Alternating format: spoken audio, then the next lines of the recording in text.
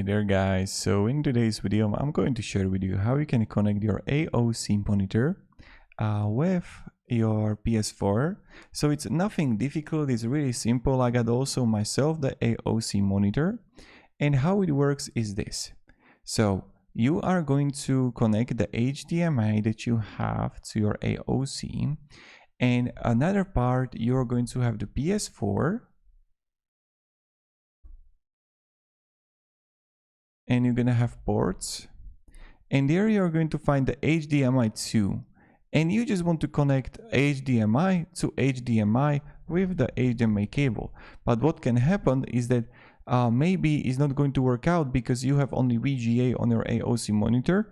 Then you're gonna have VGA HDMI adapter, and you need to buy this and then connect it to your PS4. That's it, and to your PS4.